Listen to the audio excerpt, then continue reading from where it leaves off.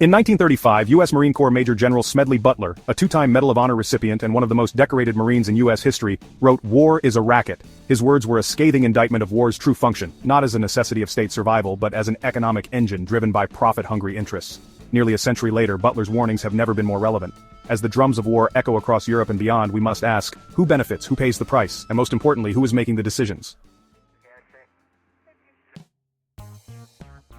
The economics of war: inflation, military spending, and policy manipulation. Inflation has surged worldwide, but its roots lie deeper than supply chain disruptions or monetary policy. War is a primary driver of inflation, not in isolation, but as part of a broader economic strain.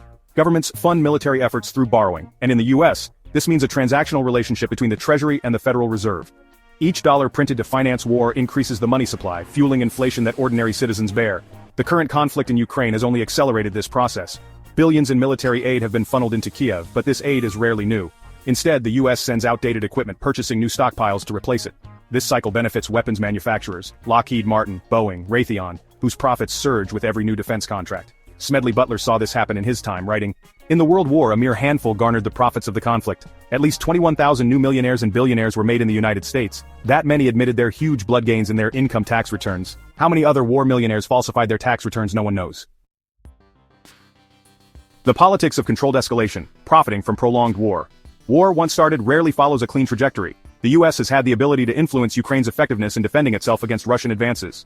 Yet, under President Biden's administration, there were explicit restrictions on Ukraine's ability to strike military targets inside Russia. This policy, had it been different from the outset, may have changed the battlefield dynamics significantly. Only in May 2024 was this restriction eased, allowing limited strikes inside Russia's border regions with U.S. weapons, but only for defensive purposes. This raises a disturbing question. Was the delay strategic? Prolonged wars guarantee continuous military expenditures, extended contracts, and entrenched political justifications for further spending. Butler foresaw this exact pattern. It is possibly the oldest, easily the most profitable, surely the most vicious. It is the only one in which the profits are reckoned in dollars and the losses in lives. It is difficult to ignore how modern conflicts mirror his observations. Decisions that appear strategic on the surface often have deep financial motivations. If Ukraine had been allowed to push back more aggressively months or even years earlier, would the war have taken a different course? And if it had, would the defense industry have been as profitable?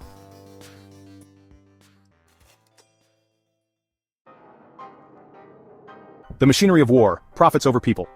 Butler exposed how the U.S. military-industrial complex functioned in his time, revealing that businessmen and financiers manipulated policy to ensure war remained profitable.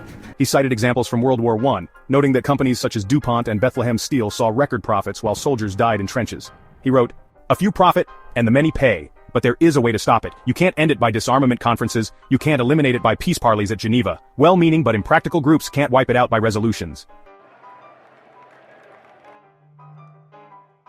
Fast forward to today, and the Pentagon's budget has reached unprecedented levels. Over $886 billion in 2023, with 2024 projections exceeding $900 billion, larger than the next 10 militaries combined. The war in Ukraine has served as a justification for continued expansion, even as domestic infrastructure crumbles and national debt skyrockets.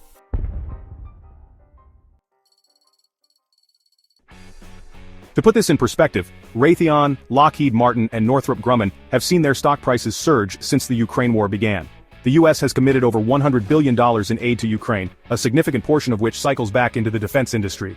Meanwhile, ordinary Americans see real wages stagnate, housing costs rise, and inflation eat away at their savings. Policy: a tool for profit. War is often sold to the public under noble pretenses, defending democracy, protecting freedoms, or ensuring global stability. Yet, the reality is far more cynical. Smedley Butler understood this well.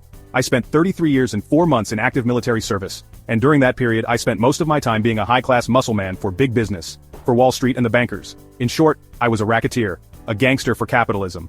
This candid admission should make any citizen question the true motives behind military intervention. When policymakers make decisions, are they prioritizing national security or corporate interests? When conflicts drag on indefinitely, who benefits? A war machine that never sleeps. Butler proposed solutions that are just as relevant today as they were in 1935. Military service should be truly defensive, not used for corporate gain. War profits should be eliminated. If companies cannot profit from war, conflicts will become far less frequent. The public should have a say in war declarations. If the burden of war were truly shared, fewer politicians would be eager to engage. Yet nearly a century later, the war racket continues.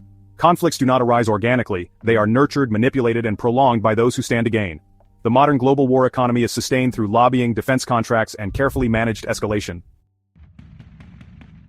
Title: A Call to Action appears. Where do we go from here? With tensions rising between NATO, Russia, and other global powers, we stand on the precipice of a new, unpredictable war. This will not be like World War I or II. The next global conflict will be fought across multiple domains: military, economic, cyber, and informational. And once again, it will be fueled by those who see profit in destruction. Smedley Butler's message should serve as both a warning and a call to action. As citizens, we must question the motivations behind war, hold leaders accountable, and refuse to be pawns in a game driven by wealth and power. If history has taught us anything, it is that war is rarely fought for the people. It is fought for the few who stand to benefit. The question is, will we let them? End credits appear on screen.